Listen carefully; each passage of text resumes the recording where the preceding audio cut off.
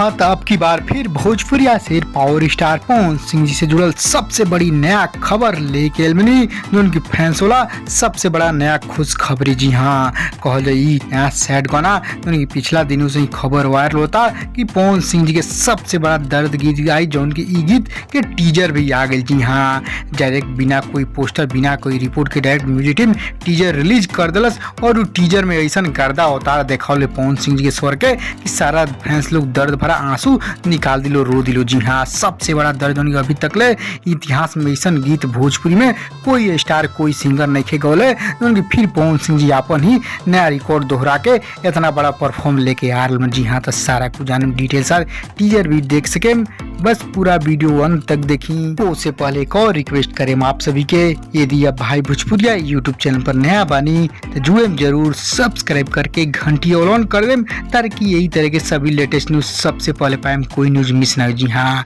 मोहब्बत अब बेचाता गीत के बोल बा और स्वर सिर्फ अकेला पावर स्टार पवन सिंह जी के बाद। जी हाँ, भी इतने सिर्फ खुलासा भइल बा और चैनल के जी हाँ तक कहल जाए टीजर आप लोग आज दोपहर के ही 11-12 बजे करीब में रिलीज हो गई और रिलीज उतनी सारा फैंस उत्साह के मारे दर्शक लोग के बीच बेचैनी हो गई और दर्शक इतना खुश बा गीत के टीजर देख सारा कुछ रिकॉर्ड ध्वस्त हो गई। जी हाँ, पवन सिंह ऐसा परफॉर्म फिर दोबारा उनके ही हाथे टूट रहा रिकॉर्ड। जी हाँ, तो हम भोजपुरी यूट्यूब चैनल पर एक टीजर रिलीज हो गई बा, वह चैनल के प्रोजेक्ट बा भी गीतकार सिंगकार के भी कोई खुलासा नहीं के, बस इतने गीत के नाम मोहब्बत बेचाता और स्वर पवन सिंह जी के और हम भोजपुरी यूट्यूब चैनल द्वारा इतने खुलासा भइल। जी हाँ, आप लोग टीजर देखनी है कि ना बताई कमेंट कर, यदि नहीं देख ले जाए हम भोजपुरी यूट्यूब चैनल पर और बहुत जल्द फुल ऑडियो फुल वीडियो के भी खबर लेके का रिपोर्ट मिले। खबर लाइक शेयर करी खूब ज्यादा मात्रा में।